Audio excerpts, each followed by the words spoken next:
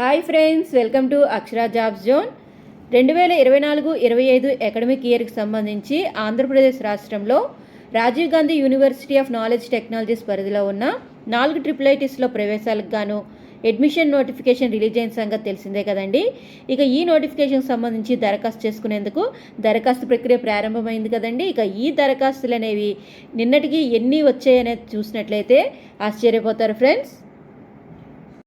ఇంతవరకు ఏ సంవత్సరంలోని లేనంతగా ఈ సంవత్సరం గట్టి పోటీ అయితే ఉండనుందండి.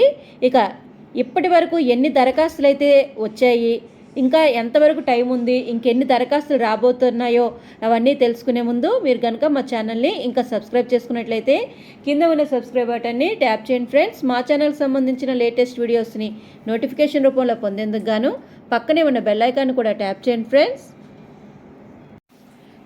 వివరాల్లోకి వెళ్ళినట్లయితే ఏపీ రాష్ట్రంలోని రాజీవ్ గాంధీ వైజ్ఞానిక సాంకేతిక విశ్వవిద్యాలయం పరిధిలోని 4 IIITsలో అడ్మిషన్లో భాగంగా మంగళవారం వరకు 42,000 మంది దరఖాస్తు చేసుకున్నారు. నూజివీడు, ఇడుపులపాయ, ఒంగోలు, శ్రీకాకుళం మొత్తంగా ఈ 4 IIITsలో 2024-25 అడ్మిషన్లకు నోటిఫికేషన్ని RGUKT ఉన్నతాధికారులు ఈ నెల 6వ తేదీన విడుదల చేసి 8వ తేదీ నుంచి ఆన్లైన్లో దరఖాస్తులను తీసుకుంటున్నారండి. దరఖాస్తుకు జూన్ 25 సాయంత్రం 5 గంటల వరకు గడువు ఉంది. 4 IIITల్లో కలిపి 4,000 సీట్లతో పాటుగా ఈడబ్ల్యూఎస్ కోటా కింద మరో 400 సీట్లు కలిపి మొత్తం 4,400 సీట్లు అందుబాటులో ఉన్నాయి.